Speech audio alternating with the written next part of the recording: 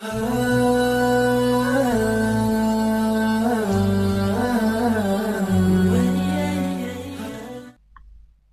و نصلی علی رسولہ الکریم۔ ایک ساتھی کا سوال ہے کہ جنابت، حیض اور نفاس میں کیا کوئی فرق ہے؟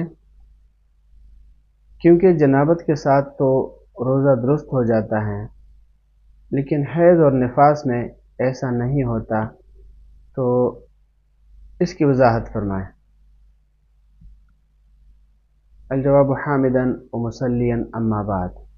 اس کے بارے میں تشریح یہ ہے کہ حیض اور نفاس اور جنابت میں فرق یہ ہے کہ جنابت کی حالت میں غسل کرنے سے پاکی حاصل ہو جاتی ہے، لیکن حیض اور نفاس کی حالت میں جب تک حیض اور نفاس جاری رہیں غسل کرنے سے پاکی حاصل نہیں ہوتی۔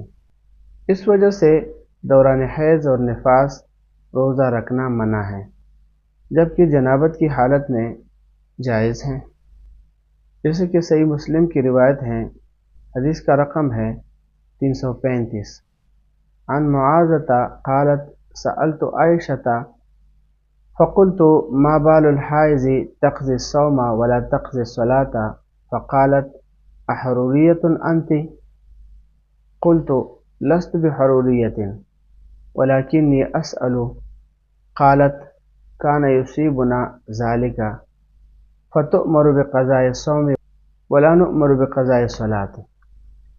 اسی طرح حاشیۃ الطحطاوی علی مراقی الفلاح صفحہ نمبر 141 اور 147 پر وَيَحْرُمُ بِالْحَيْضِ وَالنِّفَاسِ ثَمَانِيَةَ أَشْيَاءٍ الصَّلَاةُ وَالصَّوْمُ وَلَا يَصِحَّانِ۔ قوله الصلاة والصوم اعلم أنهما يمنعان وجوبها وجوازها وصحتها ويمنعان صحة الصوم وجوازه لا وجوبه۔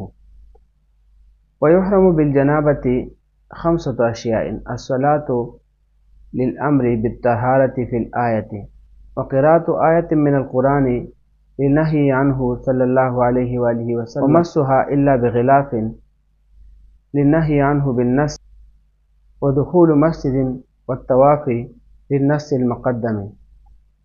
اور اسی طرح ہندیہ کا حوالہ ہے جلد نمبر 1 صفحہ نمبر 207۔ ومنها الحیض والنفاس وإذا حاضت المرأة ونفست أفطرت كذا في الهداية وما علينا إلا البلاغ۔